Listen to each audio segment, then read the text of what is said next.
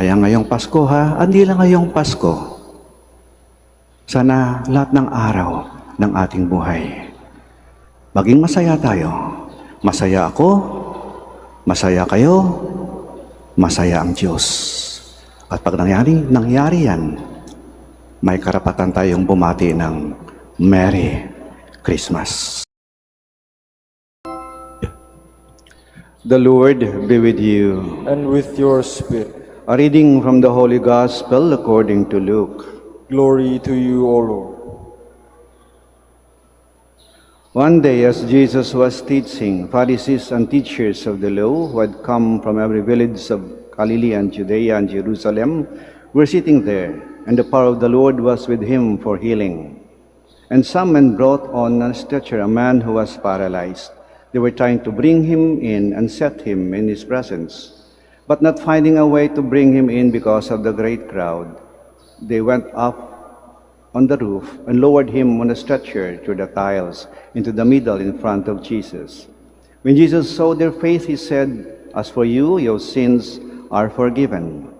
Then the scribes and Pharisees began to ask themselves, "Who is this who speaks blasphemies? Who but God alone can forgive sins?" Jesus knew their thoughts and said to them in reply, "What are you thinking in your hearts? Which is easier to say, 'Your sins are forgiven,' or to say, 'Rise and walk'?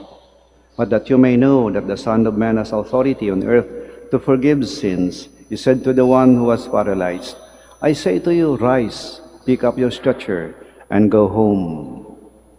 He stood up immediately before them, picked up what he had been lying on, and went home glorifying God. Then astonishment seized them all, and they glorified God. And struck with awe, they said, "We have seen incredible things today." The Gospel of the Lord. Praise to you, Lord Jesus Christ. Please be seated. Lahat tayo gusto nating maging masaya ngayong Pasko. Walang gustong maging malungkot. Sabi nga nila, Christmas, 'tis the season to be merry.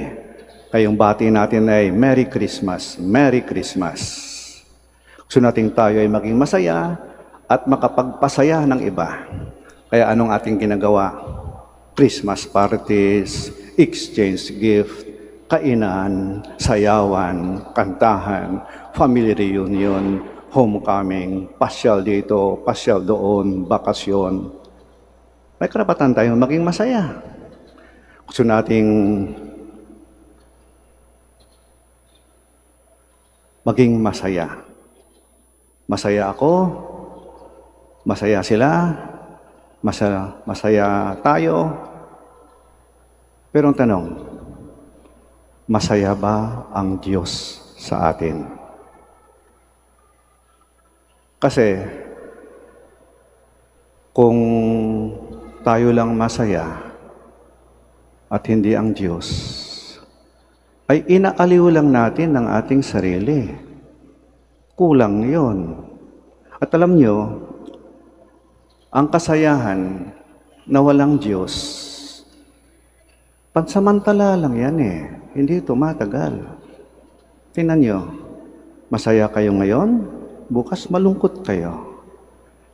Nakapagpasaya ka ng tao ngayon, bukas makalawa, galit na siya, awayin ka na. Masaya ka nung birthday mo, pero pagkatapos ano nangyari sa iyo? Masaya ka ng graduation mo, pero ngayon ano na? Masaya ka ng araw ng kasal ninyo, pero ngayon, kumusta na? Ang kasayahan kasi na walang Diyos, hindi tumatagal. Iba kasing kasayahan na dala-dala ng Diyos At paano ba natin mapapasaya ang Diyos? Simple naman yung magpapasaya sa Diyos Ano yon? Yung maging mabuting tao tayo at gumawa tayo ng mabuti. Yun ang kapagpasaya ng Diyos. Bakit? Kasi ang Diyos, pinagmumulan ng kabutihan. Kapag nakita niyang tayo ay mabuting tao at gumagawa ng mabuti, natutuwa siya, naging masaya siya. Nalulungkot na naman ng Diyos kapag gumagawa tayo ng masama at kasalanan At pag tayo gumagawa ng mabuti, ang Diyos ay nananahan sa atin. Pag naging mabuting tao tayo, ang Diyos ay nananahan sa atin. At yun ang pinagmumulan ng ating tunay na kasayahan. Ang Diyos ay nasa sa atin. Ang kapayapaan ng Diyos ay nasa sa atin. Peace to men of goodwill. Kaya pag alam mong nananahan ng Diyos sa'yo, masaya ka, hindi mawala yun eh. Kahit magkasakit ka, kahit magkaroon ka ng problema, kahit bumagsak ng negosyo mo, kahit wala kang pera, kahit awayin ka, kahit anong gawin sa'yo, hindi mawala yung kasayahan kasi alam mong nasa sa'yo ang Diyos eh. Hindi mawala yun. Kahit anong mangyari sa'yo, hindi mawala ang kasayahan na pananahan ng Diyos sa'yo. At dahil nananahan ng Diyos sa'yo,